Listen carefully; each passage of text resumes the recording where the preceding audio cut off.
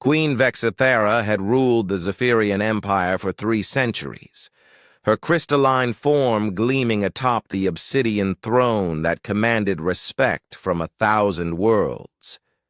The throne room stretched endlessly, its walls adorned with the conquered, banners of countless civilizations. Today, like every day for the past 50 years, she gazed upon the newest addition to her collection, a small blue marble suspended in a containment field.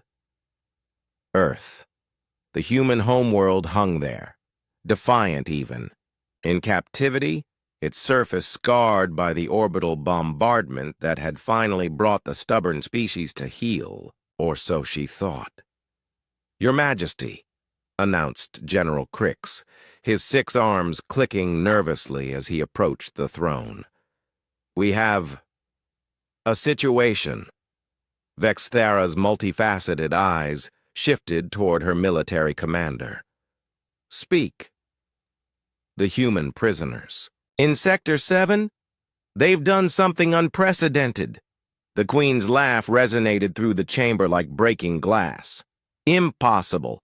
We stripped them of all technology. They possess nothing but primitive tools and their own flesh." "That's precisely the problem, Your Majesty. They've weaponized their biology." Intrigued, despite herself, Vexithara leaned forward. For 50 years, humans had been her greatest puzzle. Unlike other species that surrendered gracefully or died, fighting with honor, humans did neither. They adapted. They endured. They found ways to make the impossible merely improbable. "Explain," she commanded. General Crix activated a holographic display. "They've discovered that their digestive bacteria, when properly cultivated, can break down our biometal barriers. Furthermore, they've learned to induce controlled infections that make them immune to our neural pacification fields." "Barbaric," the Queen hissed, though a note of fascination crept into her voice. "There's more. They've begun singing." "Singing?" "Their vocal harmonics, when coordinated across large groups, create resonance frequencies that destabilize our quantum locks. 3 detention facilities have already experienced containment failures." Vexithara rose from her throne, her towering form casting long shadows across the chamber. In 3 centuries of conquest, no species had ever turned their own biological functions into weapons. The Zephyrians were masters of technology, but humans fought with something far more primitive and apparently far more dangerous: pure, stubborn creativity. "Bring me their leader," she demanded. Minutes later, a human female was dragged before the throne. Unlike other prisoners, she showed no fear, no resignation.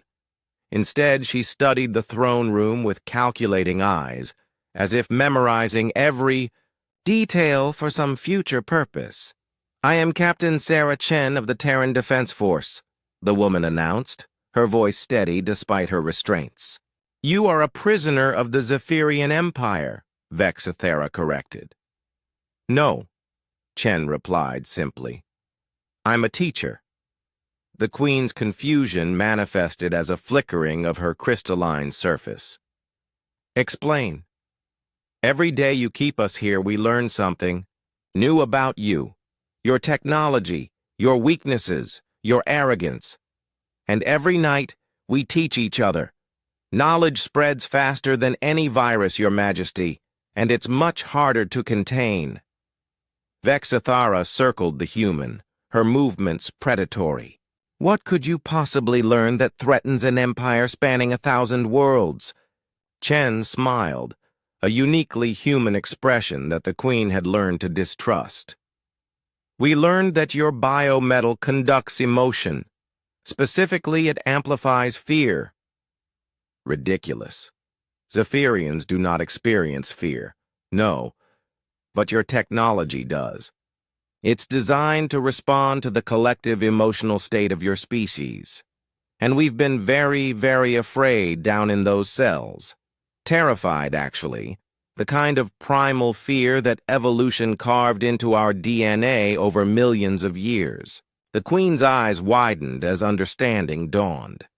You've been broadcasting your terror into our systems. Fear is just the beginning, Chen continued. Humans feel everything more intensely than most species. Love, hate, determination, despair. We're emotional supernovas, and your technology drinks it all up like a sponge. As if summoned by her words, alarms began blaring throughout the chamber. Emergency lights bathed the throne room in pulsing red, and General Crix's voice crackled through the communication system. Your Majesty! The prison sectors, all of them. Total system failure. The biometal is... it's singing. Through the massive viewing windows, Vexithara could see her perfect city convulsing. Spires that had stood for millennia were resonating with harmonics that should have been impossible. The very infrastructure of her empire was being turned against itself by the emotional output of a few thousand human prisoners. How? She whispered. Chen's smile widened. You made one crucial mistake, Your Majesty. You studied our technology, our weapons, our strategies, but you never studied our music. The sound began as a whisper, barely audible over the alarms. Then, it grew. Thousands of human voices joining together in a song that had no words but needed none. It was the sound of a species that had crawled out of caves, crossed oceans, and reached for the stars, not because they were the strongest or the smartest, but because they refused to give up.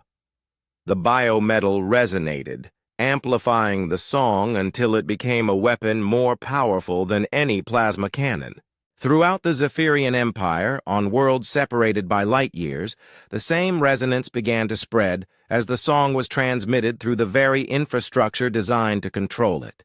You wanted to know what makes humans dangerous? Chenny asked as the throne room began to shake.